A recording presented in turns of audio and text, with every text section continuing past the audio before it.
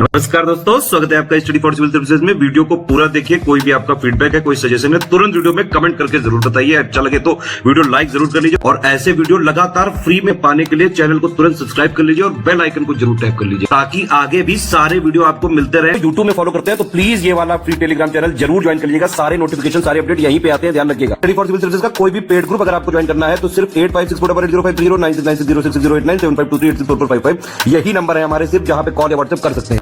Instagram पे हमारा page जरूर फॉलो कर लीजिएगा, studyforcivil.services है। ट्विटर पे हमको जरूर फॉलो कर लीजिएगा, @studyforcivils है। सारे क्वेश्चन अटेम्प्ट करिए और स्कोर अपना तुरंत कमेंट करके बताइए। दोस्तों नमस्कार, स्टडी फॉर सिविल सर्विसेज में आप सभी का स्वागत है। यहाँ पे हम MPPCS प्रीलिम्स एग्जामिनेशन जो है आपका, उसके लिए पेड क्विज देख रहे हैं वीडियो फॉर्मेट में, कंटिन्यू करेंगे। काफ़ी एक्सपेक्टेड क्वेश्चंस होते हैं तो प्लीज़ इसको फॉलो किया करें। ठीक है, स्टार्ट करते हैं। चलिए, कहा गया है 1 वर्ष के भीतर स्वराज की प्राप्ति, इसमें से किस मूवमेंट का लक्ष्य था? तो 1920 के अराउंड जो है गांधी जी के द्वारा एक पॉलिटिकल कैंपेन चलाया गया, नॉन कॉपरेशन मूवमेंट। ठीक है, उसका ये लक्ष्य था कि 1 वर्ष के भीतर स्वराज यानी कि आज़ादी, इसकी प्राप्ति हो सके। मध्य प्रदेश के किन जिलों को कपास की खेती के कारण सफ़ेद सोने का क्षेत्र भी कहा जाता है? तो कॉटन एरिया है काफ़ी पॉपुलर, खंडवा और खरगोन। ठीक है, ऑप्शन सी, इस वजह से इनको सफ़ेद सोने का क्षेत्र भी कई बार कहा जाता है। 1857 के विद्रोह के संदर्भ में मंगल पांडे किस बंगाल की जो नेटिव इन्फेंट्री थी उससे संबंधित है? तो ध्यान रखेंगे जो 1857 की क्रांति होती है उसमें प्रमुख रोल यहाँ पे मंगल पांडे जी का माना जाता है। और ये उस समय जो ये ब्रिटिश की आर्मी थी उसका बंगाल में जो ये थी आपकी, अगर हम इसकी नेटिव इन्फेंट्री की बात करें, यानी कि जो यूनिट्स होती हैं उसकी नंबर होते हैं ना, तो 34th। ठीक, छऊ भारत की एक प्रमुख नृत्य परंपरा है, निम्नलिखित में से किस भारतीय राज्य में यह नृत्य शैली प्रचलित नहीं है? ठीक है, तो छऊ मुख्य रूप से देखेंगे इधर झारखंड, उड़ीसा, वेस्ट बंगाल, असम, ये सबसे संबंधित है, मध्य प्रदेश से संबंधित नहीं है। उस्ताद बिस्मिल्लाह खां का संबंध निम्नलिखित में से किस संगीत वाद्य यंत्र से था? तो काफ़ी पॉपुलर भारत के फेमस प्लेयर रहे शहनाई वादक, है ना, बिस्मिल्लाह खां जी, ऑप्शन फर्स्ट। इनको भारत रत्न भी जो है वो अवार्ड किया गया हुआ है। निम्नलिखित में से किस राज्य में मानसून सर्वप्रथम आता है? तो जून के महीने में देखेंगे आप, जो इंडिया में ऐसे हमारा कुछ है ना, तो जो साउथ वेस्टर्न मानसून एंटर होता है भारत में तो वो केरला राज्य से। ठीक है, ऑप्शन डी। नेक्स्ट है निर्मला पणिकर। ठीक है, इनको इसमें से किस नृत्य शैली में उनके योगदान के लिए संगीत नाटक अकादमी जो भारत की है तो उसका पुरस्कार 2019 का एडिशन जो कि दिया गया फरवरी 2023 में। ठीक है, तो करंट अफेयर्स को उसमें पूछा जा सकता है, तो इससे इनको सम्मानित किया गया है। तो ये जो है पॉपुलर मोहिनी अट्टम, इस डांस की जो है एक आर्टिस्ट हैं और काफ़ी पॉपुलर है। और ये डांस वैसे किस राज्य से एसोसिएटेड है? तो केरला। ठीक है, क्लासिकल डांस।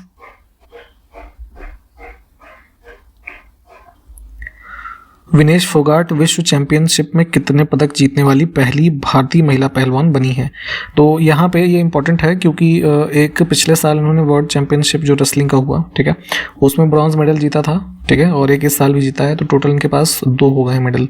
ठीक, ध्यान रखना है। ये बेलग्रेड सर्बिया में जो है इस साल वाला ऑर्गेनाइज हुआ था, इसको भी हो सके तो ध्यान रख सकते हैं। राजघाट स्मारक किस शहर में स्थित है? ठीक है, तो जो है महात्मा गांधी जी की समाधि है ना, दिल्ली में, ऑप्शन बी वही है राजघाट। जम्मू कश्मीर पुनर्गठन अधिनियम किस वर्ष में पारित किया गया था? ठीक है, तो 2019 में 5 अगस्त को। ठीक है, पहले राज्यसभा में इंट्रोड्यूस हुआ जम्मू कश्मीर रीऑर्गेनाइजेशन एक्ट, जिसके माध्यम से जो पहले जम्मू कश्मीर स्टेट था उसको 2 यूनियन टेरिटरी बना दी गई थी, एक जम्मू कश्मीर की, दूसरी लद्दाख। ठीक है, और ये प्रभावी हुआ था 31 अक्टूबर 2019 से, इस डेट को भी याद रख सकते हैं। 1939 का त्रिपुरी का कांग्रेस का जो सेशन है उसका अध्यक्ष का चुनाव हुआ, उसमें पट्टाभी सीतारमैया जो है किससे हारे थे? तो इसमें सुभाष चंद्र बोस जो है वो जीते थे, हालांकि बाद में उन्होंने रिजाइन करके, ठीक है, फिर जो ये फॉरवर्ड ब्लॉक और इन सब चीज़ों में सम्मिलित हुए, आज़ाद हिंद फौज वगैरह में। ठीक, नवंबर 2022 में कौन सा राज्य मानसिक स्वास्थ्य और सामाजिक देखभाल नीति, ठीक है, mental health and social care policy, इसको अनाउंस किया था किस नॉर्थ ईस्टर्न स्टेट ने? तो ये है, ध्यान रखेंगे, मेघालय पहला ऐसा राज्य बना था। प्रसिद्ध कोयला खनन क्षेत्र कोरबा जो है भारत के किस राज्य में स्थित है? ठीक है, तो कोरबा है छत्तीसगढ़ में। संतुलित बजट से आप क्या समझते हैं? ठीक है, कोई भी राज्य सरकार या फिर केंद्र सरकार बजट बनाती है प्रतिवर्ष, तो बजट क्या है? एक आने वाले साल भर का जितना भी एक्सपेंडिचर हमको करना है या जितनी भी हमें प्राप्तियां होनी है उसी का विवरण होता है। तो मान लीजिए हम 100 रुपये खर्च करेंगे और 100 रुपये हमें प्राप्त हो जाए, ठीक है, तो हमारा जो बजट है वो बैलेंस्ड है। ठीक, तो वही बात है, यानी कि राजस्व के बराबर व्यय हो। ठीक, देखिए प्रकाशिकी में ऑप्टिक्स को एज ए स्ट्रीम जब साइंस में हम पढ़ते हैं, ठीक है, उस रेफरेंस में अगर देखें तो कौन सा शब्द लेंस के डायफ्राम के खुलने को संदर्भित करता है जो स्थानिक रूप से प्रकाश के प्रसार को सीमित करता है? तो बेसिकली जैसे वो हम किसी लेंस की बात करें, है ना, या आँख की बात कर लेते हैं, ठीक है, तो जिस एक प्रकार का होल हम ऐसे लेमैन लैंग्वेज में समझें तो एक जहाँ से हमें प्रकाश, है ना, एक कह लीजिए बाहर के सोर्स से हमें अंदर के सोर्स में ट्रैवल कर सके, जिस यहाँ पे होल से वो ट्रैवल करेगा, ठीक है, तो डायफ्राम को यहाँ पे उसी साइंटिफिक कह लीजिए या ऑप्टिक्स के टर्म में रेफर करते हैं। ठीक है, ये डायफ्राम की आकृति बेसिकली हम ऐसे कुछ समझ सकते हैं। ठीक, तो इसी के खुलने या बंद होने को संदर्भित करता है, क्या बोलते हैं इसको? अपर्चर। ठीक है, तो अपर्चर जो है हमारा वो प्रकाश के प्रसार को सीमित करता है, यानी कि कम करता है या ज़्यादा करता है। अगर वो होल ज़्यादा खुलेगा तो ज़्यादा होगा, प्रकाश कम होगा तो कम खुलेगा। ठीक, तो एक बार थोड़ा चाहें तो इसको डिटेल में देख लीजिएगा, अदरवाइज MCQ लेवल पे इतनी इन्फॉर्मेशन ठीक है। लता मंगेशकर को इसमें से किस वर्ष में भारत के सर्वोच्च नागरिक सम्मान भारत रत्न से सम्मानित किया गया था? तो 2022 में इनका निधन हुआ था। ठीक है, और भारत रत्न इनको मिला था जो है वर्ष 2001 में। ठीक, जो इंडिया का सबसे हाईएस्ट सिविलियन ऑनर है। राजगीर महोत्सव जो कि इतिहास, धर्म, कला और संस्कृति का एक सुंदर प्रतिनिधित्व है, तो किस राज्य में मनाया जाने वाला 3 दिवसीय उत्सव है? ठीक है, तो जैसे हमारे मध्य प्रदेश में कालिदास सम्मान ये सब समारोह होते हैं, तो वैसे ही बिहार में होता है ये राजगीर महोत्सव। भारत की जनगणना 2011 के अनुसार भारत की कुल जनसंख्या कितनी थी? लगभग, तो सेंसस चूंकि नया हुआ नहीं है, पुराने ही आंकड़े पढ़ने हैं, तो उसमें लगभग हम मोटा मोटा आंकड़ा माने तो 121 करोड़। ठीक है, एब्सोल्यूट नंबर क्या है ये कोई कमेंट करके बताइए जरा। हमारे भारत की कोस्ट पे अलग अलग बंदरगाह हैं जहां से ट्रेड होता है, ठीक है, दोनों तरफ, तो उसी में से एक है विशाखापत्तनम बंदरगाह। किस राज्य में स्थित है? ठीक है, आंध्र प्रदेश कोस्ट पे है ये। ठीक, एक बार मैप पे जरा जितने भी फेमस बंदरगाह हैं इन सबको लोकेट कीजिए। पुरुष जूनियर हॉकी एशिया कप 2023 का इसको भारत ने जीता है, एक बात तो इसको ध्यान रखेंगे, और इसका आयोजन जो है वो कहाँ पर किया गया है हमें ये बताना है। तो ये है आपका ओमान में किया गया था। ठीक है, मिडिल ईस्ट कंट्री में। भारत में माइक्रो फाइनेंस क्षेत्र में एक प्रमुख प्रवृत्ति क्या है? तो जितने भी माइक्रो फाइनेंस इंस्टीट्यूशंस हैं जो कि इस तरह के लोन एक्टिविटी या माइक्रो फाइनेंस से संबंधित एक्टिविटीज करते हैं, ठीक है, तो उनका हम दिए हुए विकल्पों में अगर देखें तो मोबाइल बैंकिंग सेवाओं का एकीकरण, जो छोटी छोटी मोबाइल बैंकिंग की सर्विसेज हैं उन सबको इंटीग्रेट करके माइक्रो फाइनेंस इंस्टीट्यूशंस जो हैं वो कार्य करते हैं। संस्कृति व शिक्षा के अधिकार का उद्देश्य क्या है?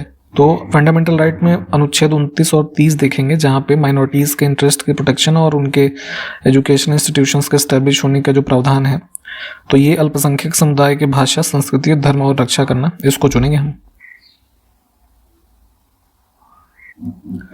जनवरी के महीने में जो 14 जनवरी को हम लोग मकर संक्रांति मनाते हैं, तो तमिलनाडु और आंध्र प्रदेश के राज्यों में इसी को कितने दिनों तक पोंगल त्योहार के रूप में मनाया जाता है? तो पोंगल मनाते हैं 4 दिन। ठीक, 1828 में कलकत्ता में ब्रह्म समाज की स्थापना इसमें से किसने की? तो ये राजा राम मोहन रॉय। अगला देखिए, कपड़ा उद्योग के मूल्यवर्धन के संबंध में। ठीक है, टेक्सटाइल इंडस्ट्री जो है तो उसमें कई स्टेप्स में जो फाइनल प्रोडक्ट आप किसी कपड़े के रूप में, है ना, कोई वियर जो पहनते हैं, तो कई सारे स्टेप्स हैं। ठीक, तो बुनाई पूछा गया है किस प्रक्रिया द्वारा की जाती है? तो यहाँ पे जो है डाई और फर्निशिंग, ये जो स्टेप है इसके अंतर्गत बुनाई यानी कि जो उसकी सिलाई होती है ना, ये आती है। तो ध्यान रखेंगे ऑप्शन डी। निम्नलिखित में से कौन सी उपाधि गुप्त वंश के शासक समुद्रगुप्त के पास थी? तो समुद्रगुप्त की टाइटल थी कविराज, है ना, सेकंड रूलर थे ये गुप्ता डायनेस्टी के, और इनको जो है ये नेपोलियन ऑफ इंडिया भी कहा जाता था। ठीक, देखिए इकोसिस्टम, ठीक है, पारितंत्र या फिर पारिस्थितिकी तंत्र शब्द सर्वप्रथम इनमें से किस वैज्ञानिक ने बताया था? तो ये जो है ये आर्थर टेंसले है ना, AG टेंसले भी कई बार लिखा हुआ मिलेगा।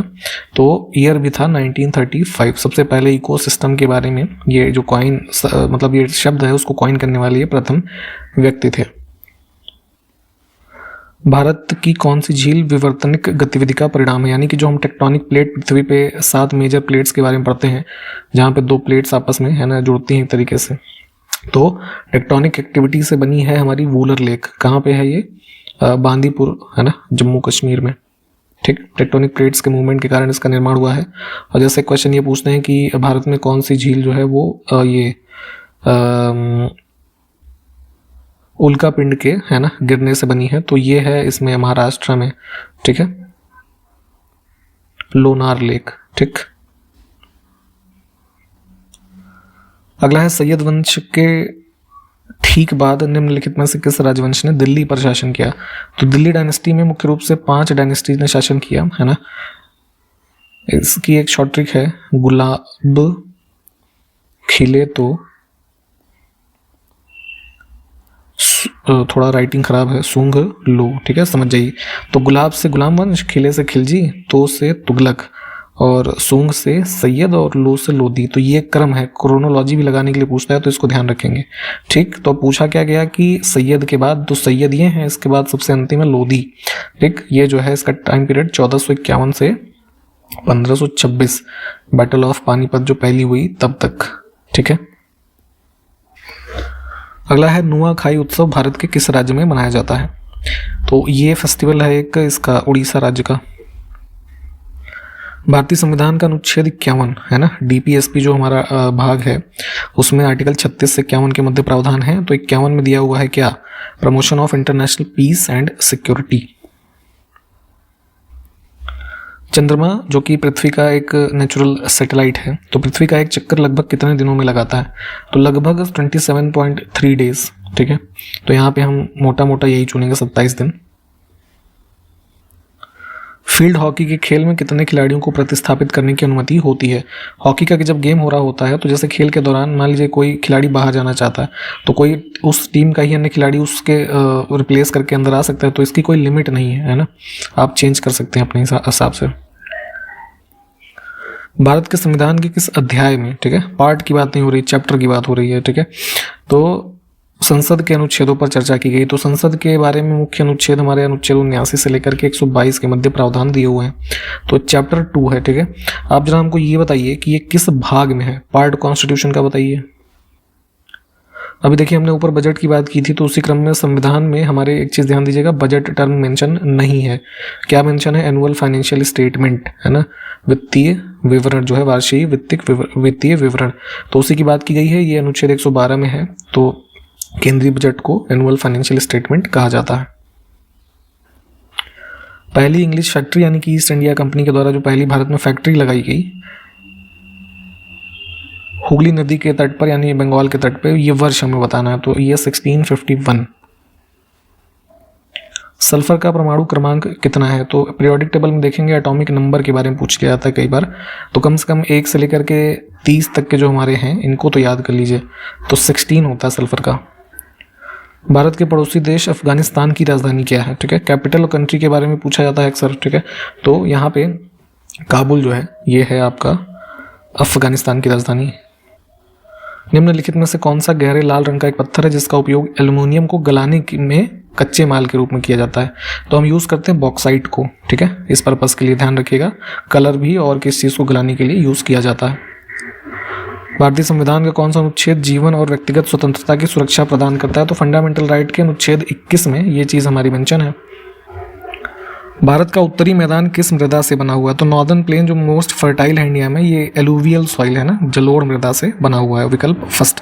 थोड़ा सा बैकग्राउंड में अगर नॉइज है तो प्लीज उसके लिए मैं माफी चाहूंगा। देखिए यहाँ पे क्वेश्चन ये है, पृथ्वी पर ताजे पानी की सबसे बड़ी मात्रा कहाँ पाई जाती है? तो ये हमारे जो ग्लेशियर्स हैं, स्नोफ्लेक, इनमें पाई जाती है। विकल्प बी। यहाँ पे देखिए शोर बहुत है, हम यहाँ पे इसको ब्रेक करेंगे, इसके आगे क्वेश्चंस को हम अगले वीडियो में देखेंगे। ठीक है, तो तब तक के लिए नमस्कार, जय हिंद।